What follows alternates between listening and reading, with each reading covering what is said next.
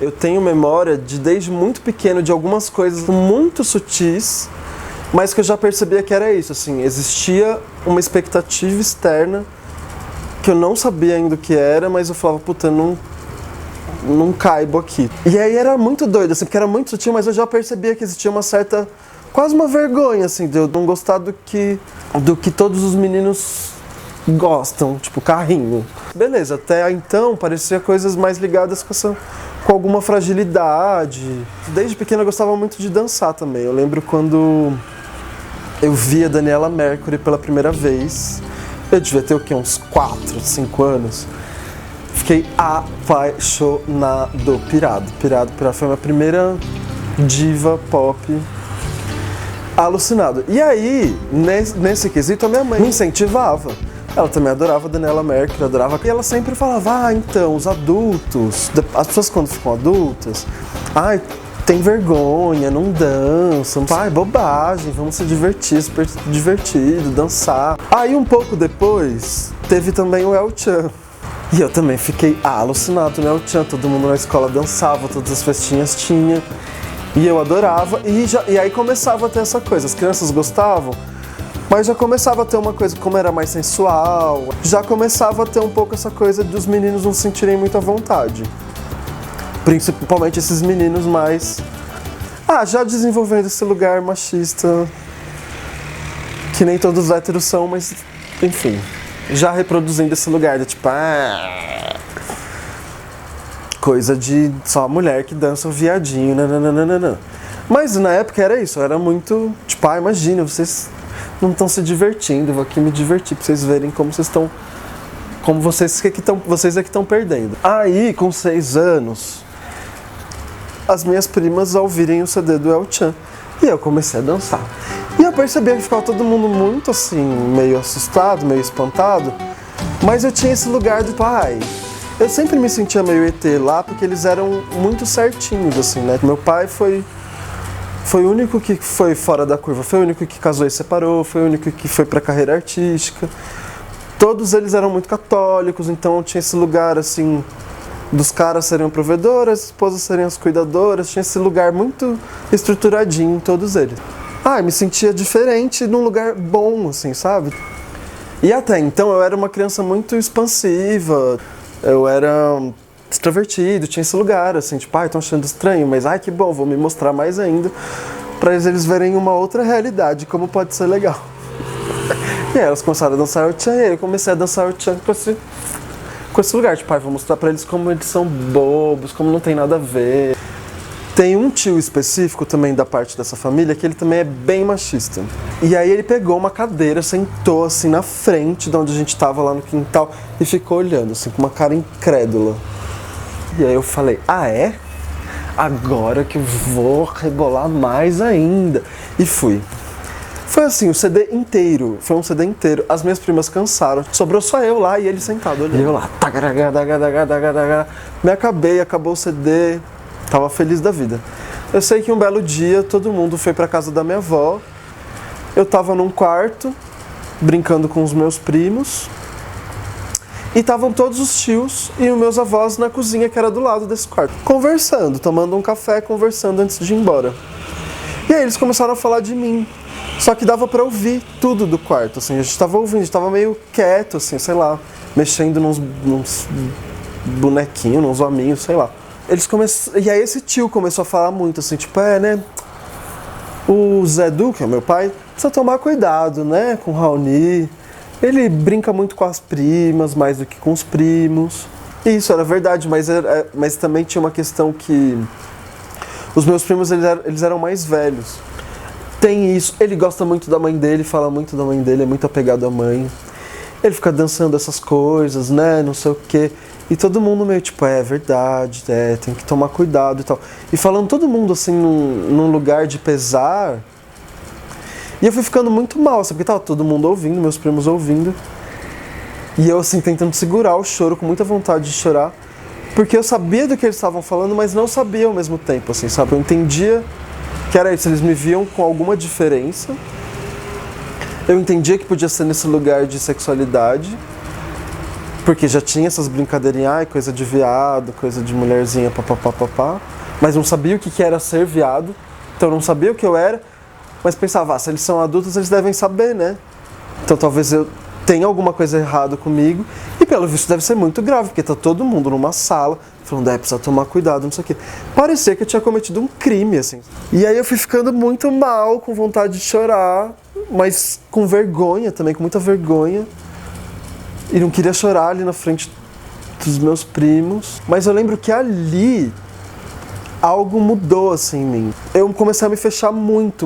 Comecei a virei uma criança tímida. Porque era isso, eu tinha medo de expor quem eu era, ou o que eu pensava. Porque toda essa espontaneidade que eu tinha com eles, que eu me sentia até confortável de ser diferente, de repente se voltou contra mim. Então, aí eu parei de dançar, comecei a ter essa timidez, até pra falar, assim, sinto que a minha voz, até hoje é uma questão, assim, eu tento trabalhar a minha voz, porque eu sinto que a minha voz ela é meio pra dentro, assim, meio fechada, eu tenho essa estrutura desse ombro meio pra... Tudo isso eu tenho certeza que eu desenvolvi nessa época, assim, sabe, essa coisa de querer me defender, me fechar, fiquei muito fechado, assim. E isso durou por muito tempo, porque só piorou, né, porque conforme vai passando a idade, vai ficando mais nítido essa diferença, assim, vai ficando mais... É isso, assim, era inegável que começou a vir, de fato, essa sexualidade que eu não entendia. E é isso também, tipo, nessa época não existia referencial, né? Até que finalmente passei na UFSCar. E aí, finalmente, a minha vida mudou. Foi o grande diferencial de entrar na faculdade, que foi isso, assim, foi a primeira vez. Estive numa turma onde existiam gays assumidos e gays de todos os tipos, assim, desde gay afeminado até um gay que você nem imaginava. Tipo, tive professores gays, né, tipo Gatti, maravilhoso, funcionários, sei lá, tipo, foi a primeira vez que eu convivi com pessoas e falei, não, tá, a homossexualidade não te define enquanto pessoa, né, tipo, define só uma coisa muito específica, que é o desejo. Realmente deu pra dar essa relaxada de falar, então tá tudo certo.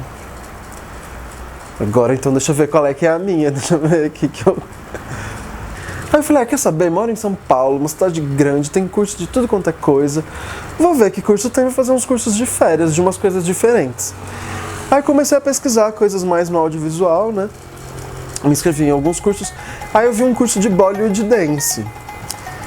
Aí eu falei, interessante. A gente viu um pouquinho sobre a indústria do Bollywood na faculdade. Eu tinha achado interessantíssimo, eu nunca tinha visto os vídeos. Eu lembro quando você bem me mostrou, eu falei, gente, é muito maravilhoso que isso exista. Porque é muito engraçado e ao mesmo tempo é bonito e é muito bom, eu acho muito bom. Aí eu queria saber mais, eu falei, vamos me inscrever, porque se eu não conseguir dançar, pelo menos eu vou saber um pouquinho mais, né, do estilo, do cinema e tal. E aí me inscrevi. E eu nunca tinha feito um curso de dança, assim. E era bem de dança. Foi com um cara, com o Thiago Amaral, que ele é ator, ele vem do teatro, então ele já usou um monte de coisa, antes de ir pra coreografia em si, ele usou um monte de coisa do teatro, de consciência corporal e tal. Eu fiquei muito apaixonado. E um pouco antes de entrar nesse curso, eu lembro que eu tinha assistido um vídeo sobre um filósofo, nem lembro quem que era, que ele falava da definição da felicidade. E ele falava que felicidade é quando a gente não quer que o tempo passe, porque a gente está o tempo inteiro calculando o tempo. Quanto tempo demora para chegar o fim de semana, ou para acabar o ano, ou para ter minhas férias, ou para eu fazer outra coisa. A gente está sempre calculando o tempo que uma coisa vai acabar para a gente fazer outra. E felicidade é quando a gente não quer que o tempo acabe, assim, é quando a gente quer que... E eu lembro que era isso, era um curso de uma semana. E eu lembro, gente, estou sentindo felicidade porque eu não quero que isso acabe. Tipo, quanto mais passava, menos eu queria que passasse. Enfim, e aí foi uma revolução mesmo na minha vida. Eu falei, gente, eu preciso estudar isso. Porque a dança indiana, ela tem uma coisa que ela é toda meio dura, assim, sabe? Então, coube no meu corpo. Chega uma hora no filme que para tudo e todo mundo começa a dançar.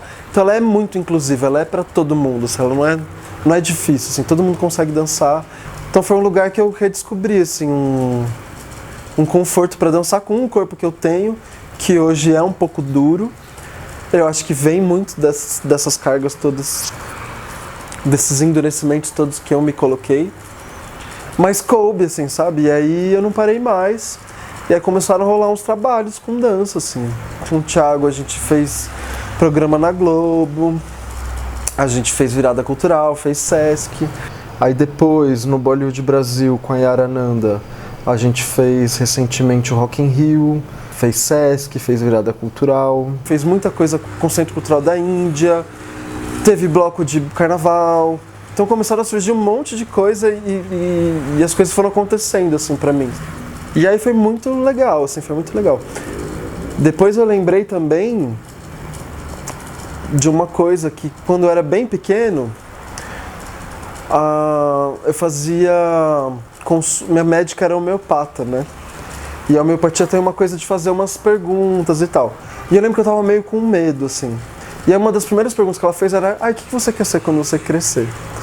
E aí eu lembrei que eu tinha visto uma entrevista com a Daniela Mercury e tinha descoberto que a Daniela Mercury, antes de ser cantora, ela era formada em balé. E eu falei, quero ser igual, quero ser cantora e bailarina. E aí eu fiquei muito feliz, assim, de algum jeito ter conseguido realizar, assim, esse sonho de ter me tornado bailarino. Hoje eu tenho DRT, posso dizer que sou um bailarino também.